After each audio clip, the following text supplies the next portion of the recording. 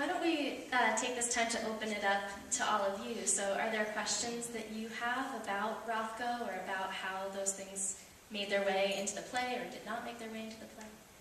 Anything you'd like to know? Yeah. I was just wondering about the Rothko Chapel then. It was developed posthumously?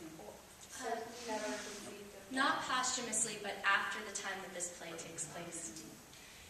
Yeah, so the Seagram's mural project was the second that he worked on. He'd done one for Harvard as well. And each time they weren't quite right for Rothko, in particular because, again, he's a control freak. He's really interested in people understanding the emotion behind his paintings. He once wrote a letter to the editor to respond to a criticism of him, and he tried to explain what his work was about. And he said, it's tragedy, ecstasy, doom, and so on. Right? And that's kind of how we thought. Those were the scale. And so when he got the commission for the Menil space, and it's in Houston at the Menil Collection where this chapel was built, they offered him not just a mural contract, but they said they would make a place for it. They would make a building for it.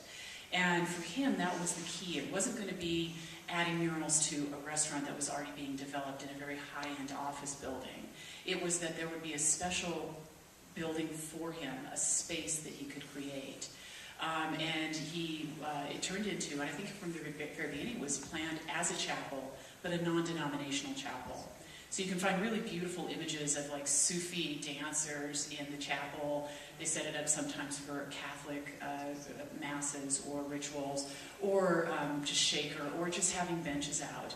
Has anybody here ever had a chance to go to Houston and sit in the Rothko Chapel?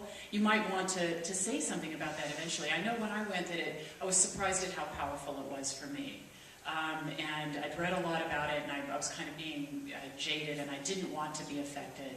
But it was, and that was the effect I think Rothko wanted you to have. That was finally successful. He created those paintings through the 60s, but the building was not completed until I think 1971, 71, 72, somewhere in there. It was completed Before he died. Okay, see, and I thought after, so we'd have to double check that. I don't think he ever got to see them installed. He never saw, I know that he never saw, the paintings for the Seagram Commission eventually ended up at the Tate, and he was a part of the planning for that display, and he never got to see that. But I was under the impression that he did actually get to see the chapel in Western. All right, I'm going to defer to Larissa because she's researched this more than me. But I was looking into where the Seagram murals ended up. There were over 40 murals that he painted in that 2-year period, and he went through several series. The first series he decided were not going to work at all, and he broke them up and he sold them as individual canvases. The second series was better but not quite right, and as he was painting that, he traveled to Europe for 3 months in the summer of '59. He went to a lot of Greek temples. He went and revisited the Michelangelo Florentine library that is mentioned in the play, and then he comes back and starts working on the third series. There are about 40 paintings left from those 3 series, and some of them are at the Tate in London, some of them are at the National Museum in Washington, some of them are at a modern art museum in Japan, and then a lot of them are just sort of scattered to the winds. They don't know where they ended up in, or they're still in the Foundation's collection. Does that answer your question, Amanda, about the chapel? Okay.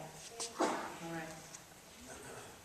Yes? Who commissioned that chapel in Houston? Who paid him for that? Family, correct? Yeah, so the Menils were a rich oil family in Houston. And what is her first name? Does anybody remember? It's a fabulous European name. But the Menil family had been interested in collecting art since the 30s. If you go to Houston and go to the Menil collection, there's several buildings. One is just chock-a-block with surrealist fabulousness. There's the Rothko Chapel with a beautiful Barnett Newman broken column, broken obelisk sculpture outside in a fountain. There's also a large building built for Cy Twombly's work, which is quite astounding as well. So the Menil family put up a foundation and began collecting art and offering artists the opportunity to have their work put in a space that they designed. And it can be quite powerful and effective, and that's what happened with the Rothko Chapel. Still there, still able to go see it. And I was going to mention, too, that this summer I had the chance to see a Rothko exhibition at the Denver Art Museum that might still be open as traveling, but it's all about his transition from surrealism to the beginning of abstract expressionism, a nice small show, and you might look that up at the Denver Art Museum website if you're interested in seeing this transition.